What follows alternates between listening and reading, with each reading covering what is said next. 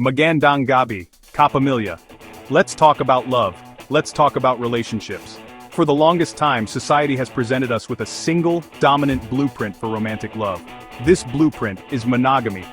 It is the idea that one person should be with only one other person for a lifetime. It is a beautiful ideal for many, but is it the only way? Tonight, we explore a different perspective. It is a viewpoint that respectfully questions and even rejects the notion that monogamy is the universal standard for everyone.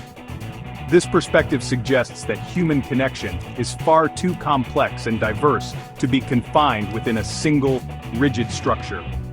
It challenges us to open our minds and consider that love can manifest in many forms, not just the one we've been taught. This brings us to the world of open relationships. It is a world that many find controversial, yet for some, it is their most authentic way of living and loving. An open relationship is a form of consensual non-monogamy. This is where partners agree that they can have other romantic or sexual partners. It is not about cheating. It is not about deceit. It is about communication, honesty, and a mutual understanding that love does not have to be exclusive to be real. This model acknowledges that a single person cannot always fulfill every single need of their partner, and that is okay. It allows individuals the freedom to explore other connections while maintaining a primary, committed bond if they so choose. The spectrum of consensual non-monogamy is wide and varied. We hear terms like polyamory, which is the practice of having multiple intimate relationships simultaneously with the full knowledge and consent of everyone involved. It is different from an open relationship because it often emphasizes emotional intimacy and long-term relationships with more than one person. Then there are casual relationships where the connection is primarily physical or social, without the expectation of a deep emotional bond or long-term commitment. These arrangements require an immense amount of self-awareness, clear communication, and defined boundaries to navigate successfully. It is a path that asks us to question everything we thought we knew about love. Why do people choose this path? The reasons are as diverse as the people themselves. For some, it is an innate orientation. They simply do not feel that monogamy aligns with their emotional or romantic capacity. They feel they can love more than one person, without diminishing the love they have for another. For others, it is a conscious choice made after experiencing the limitations or failures of traditional monogamous relationships. They seek a structure that offers more freedom, personal growth, and a different kind of fulfillment. It is a deliberate move away from a one-size-fits-all model, and a step towards a personalized, co-created definition of what a relationship can be. Let's talk about marriage. The grand ceremony, the white dress, the legal documents. It is a deeply ingrained cultural and religious milestone. But what if the true measure of a union is not a piece of paper, but the promises whispered between two hearts? This perspective often involves a deep skepticism towards traditional marriage. The institution is sometimes seen as a social and economic contract, one that can impose rigid roles and expectations that may stifle individual growth and authentic connection. Instead of a legal certificate, the emphasis is placed on what is called a kasal sa puso, a marriage in the heart. This is a commitment that is felt, lived, and renewed daily, unbound by legalities. In this framework, love letters become more valuable than legal contracts. A love letter is a raw, honest testament to one's feelings.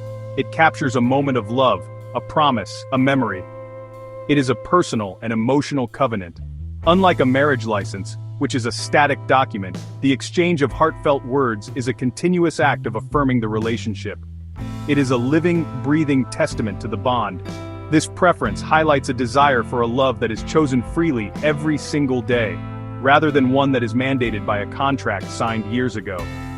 It prioritizes the emotional and spiritual substance of the relationship over its social or legal form.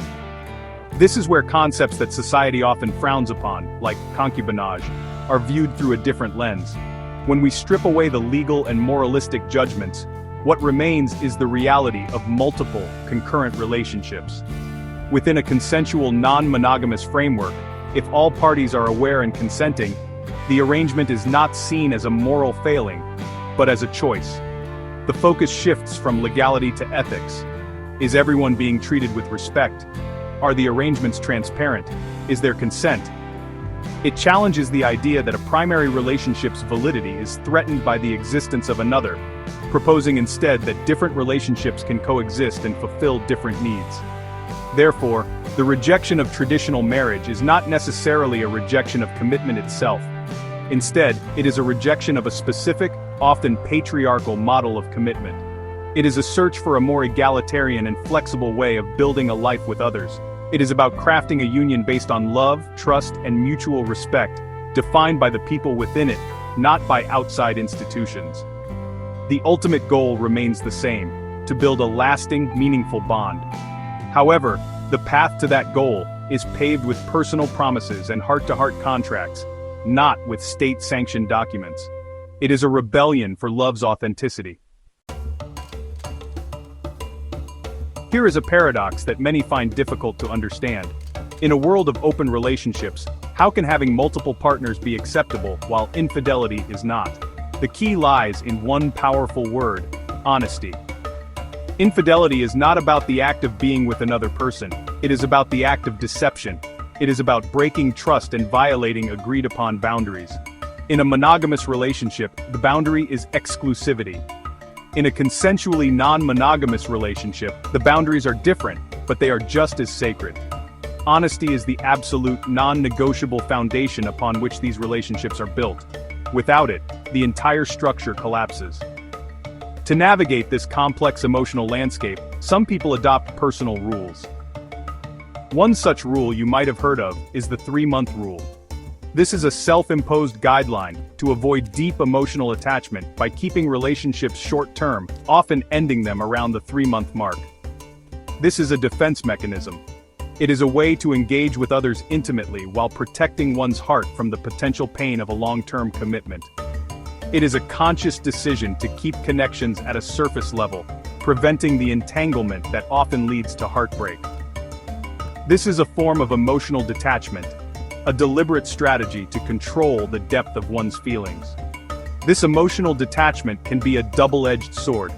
On one hand, it can offer a sense of control and safety, protecting an individual from getting hurt. On the other hand, it can create a barrier to experiencing deep, transformative love. The constant vigilance against falling too deep can be emotionally exhausting. And what is the impact on the other people involved? They may enter the connection hoping for more, only to be met with a predetermined expiration date. This is why explicit communication from the very beginning is crucial. It is a matter of respect to be upfront about one's intentions and emotional availability, or lack thereof. The risks to one's emotional health are very real. Living in a state of managed detachment can lead to feelings of emptiness or an inability to form lasting, secure bonds when one might eventually desire them.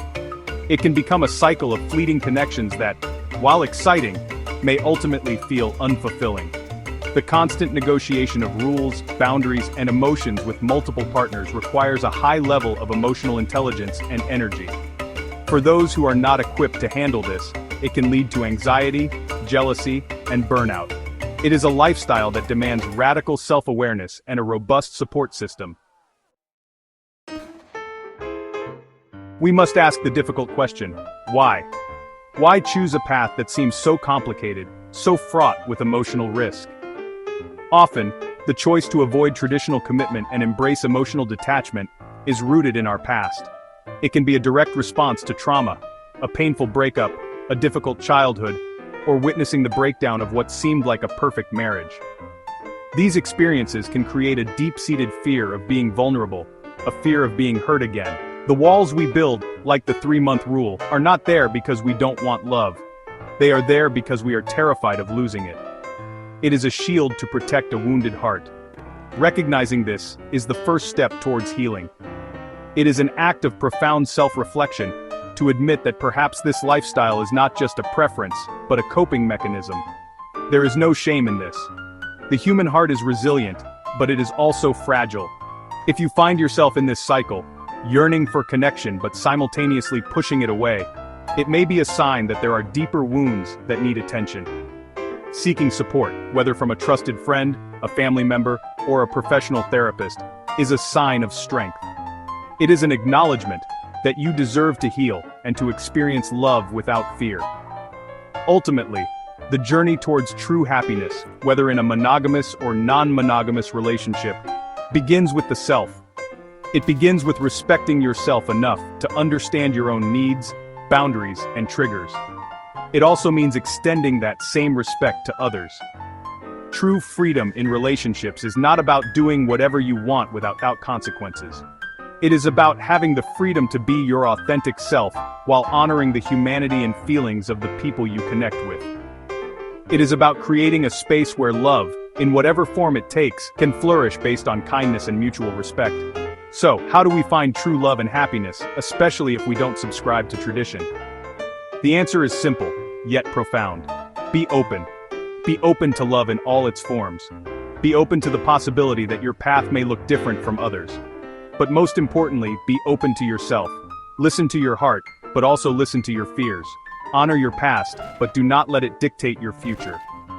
True happiness is not found in a specific relationship structure. It is found in a heart that is open, honest, and brave enough to love deeply, both itself and others, no matter what shape that love takes.